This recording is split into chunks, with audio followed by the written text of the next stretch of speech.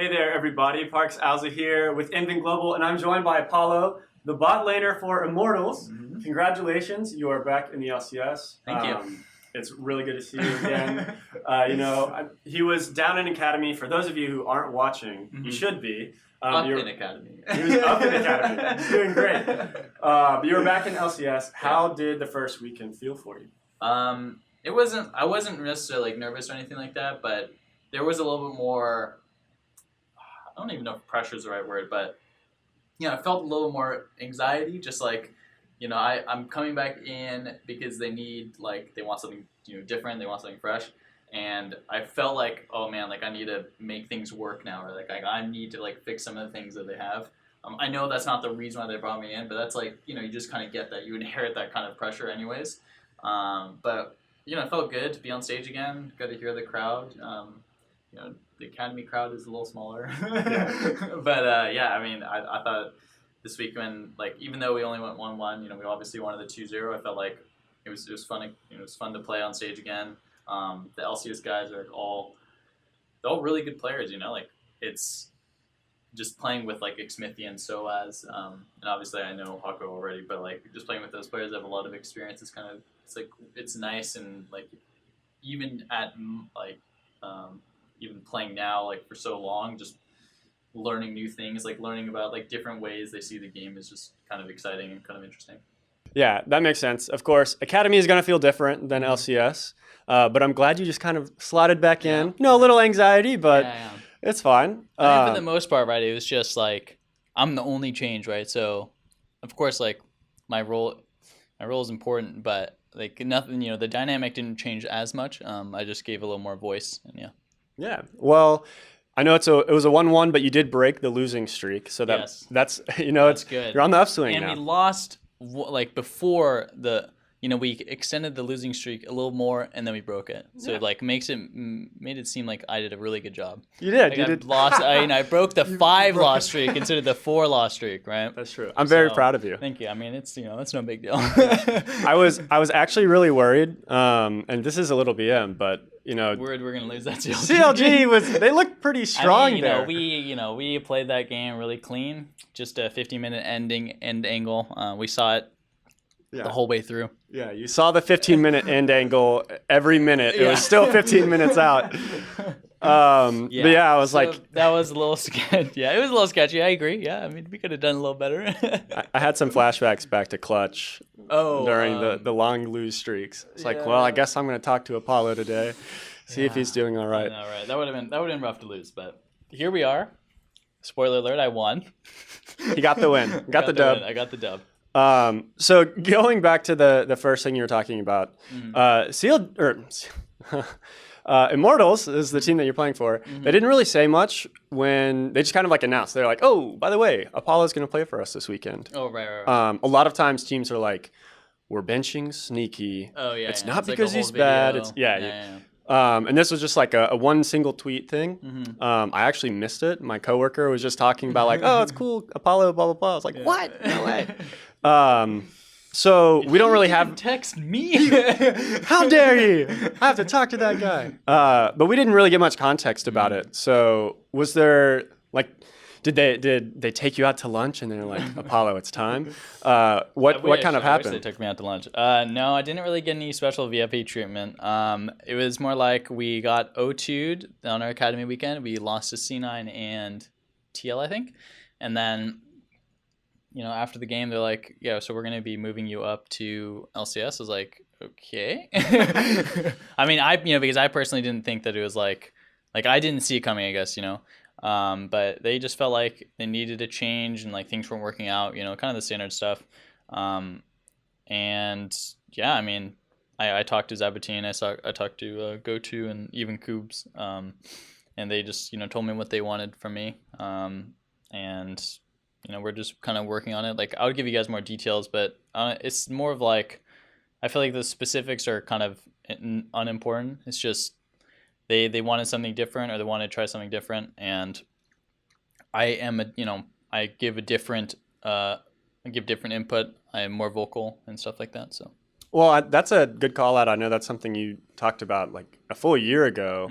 That off season, you had been planning on being more vocal. So, congrats, it's paying off. Yeah, I mean, I think there's more specifics to it, right? It's like if I say I'm being more vocal, it's like I'm not just yelling or something, right?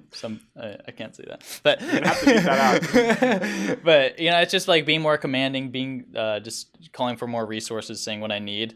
And I'm not saying that Johnny or Altec didn't do that. I've just, if they've been asking me for more responsibilities and I've been giving that. I think that's the process.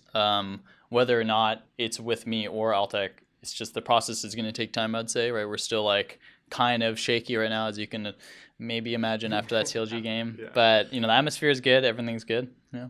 Yeah, and I know a lot of times teams talk about we just need something to change. Yeah. And whether or not that's what CLG did when they put Pobelter in, I mean, there's an argument about their current, like Pobelter currently looks a lot better than Crown as far as ceiling. You would think Crown, making the change. Oh, I think he did. Yeah.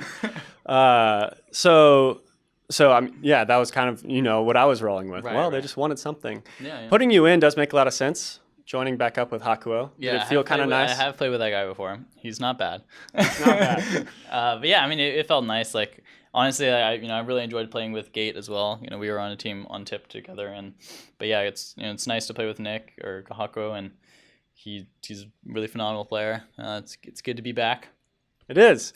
Yeah. So reversing, going all the way back, I want to talk about the off season. Okay. Because you were on an LCS team, and then there was a bunch of craziness happening in the offseason. Your team disbanded, and then a good way to put it. Yeah, just disbanded. Nothing else happened really. Poof, a magic wand. But nothing else happened with that org. So I mean, we can talk about that if you want. I imagine you don't need to talk about that. Yeah. We just disbanded, and it was a mutual agreement between both parties. Yes, there we go. And right after that, you didn't find yourself on an LCS team. That's correct. Now you have, but during the off season, what was the process like for you? I imagine that was very anxious. Yeah. I mean, I think most off season for pro players, like unless you're, well, okay, I shouldn't say most, but I think it's always going to be a little stressful. It's always going to be a little, it's always going to cause some kind of anxiety. But this time around, I knew it's kind of hard to look like. I was on Clutch and we ended 9th place. I got an Echo Fox forcibly, right? And I got transferred. And then we got 9th place at the end of the summer split. So my track record at that time or at that point wasn't very good. So I was a little more nervous. And I reached out to teams or teams reached out to me. But for the most part, it was just academy offers. The LCS offers were kind of already closed. I think there was one or two that were maybes. But yeah, so I ended up I had a decent amount of academy offers, which is good, I guess. But I was, it sucks. It kind of stung a little bit, right? I was, I've been in LCS for a while, and I didn't necessarily think my performance was not LCS level, but I understand, right? It's this guy's 9th place 2 times in a row. At some point you kind of have to accept that.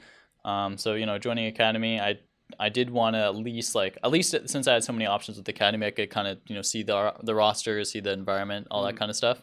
So I felt like I joined a good team, the academy team. We all got along. We all were working together really well. And then I ditched them. And then you ditched them. And then I ditched them for an LCS. But I love those guys. It was super fun working with them when I was working with them. But yeah. Well, that's good to hear. I did have a question about that. I think a lot of times players, at least in the past year or so, have talked about how going to academy changed their perspective on the game. Either they're a veteran and now they're kind of in charge of the team, and that's a different thing that they have to understand, or maybe they can just flex their mechanics and they don't have to worry about mechanics, so then they think more macro or whatever, because it's slightly easier and slightly less important maybe. What do you feel like it did for you? Do you feel like you grew differently in academy? I mean, for the most part, yeah, you're right. My role did change a little bit. Like it was a lot of teaching. Not saying like I was like coaching them or anything like that, but you know, it's just a lot of like I have like a lot more experience, and they just haven't been through some of these things that I have been, right? And so yeah, it was a lot of just like saying what we should be doing, what you know our communication should look like, and all that stuff. And you know, those guys are good players too. It's like I'm like the only reason why they're getting better, right? But it was a different shift. I do think like especially shifting from academy and then back into LCS. It was just very like I remember I don't know if I can say that. Remember the first day back of me scrimming LCS, it was like exponentially faster, just the quick, you know, a lot faster pace, get punished a lot more, and like I've been playing LCS. It's like oh my god, these guys are so good, right? It's just I just realized like how slow we were. So I kind of had to adjust a little bit, and you do kind of lose a little bit of your not motivation, but like you can't get that much better when you're playing versus those teams in academy. You know what I mean? Like there's still a ceiling because those academy teams are just going to be a little bit worse, or maybe even a lot worse, I'd say. So it was kind of like, you know, a little reality check. Like, okay, even though you do well in academy, it's like you're not even near this LCS level at the moment. So it took a little bit of time to adjust to. Yeah. This just in, Apollo entered 18 deaths in his first LCS scrim. Okay, is it 18? Okay, I'd say like what, 16 maybe. Okay. Not too bad. Yeah. I would have done worse. Well, thank you so much for the interview. I don't want to keep you too long. I know it's been a long week. It's Monday, so your off days is going to be weird. Yeah. But before we go, do you have anything you want to say to fans? Thank you guys for supporting me. I think there was a lot of like, you know, I'm glad, you know, Paul's back in LCS and all that stuff, and I appreciate it. And yeah, I wish I could say I'm streaming soon, but I'm probably not going to. So just being honest. But yeah, I appreciate all the support, and yeah, it was nice to be back. Yeah, it's good having you back. Send fan mail to Apollo. I'll link his address below. But thank you all so much for watching. For more MN Global content, please like and subscribe below, and we'll catch you next time.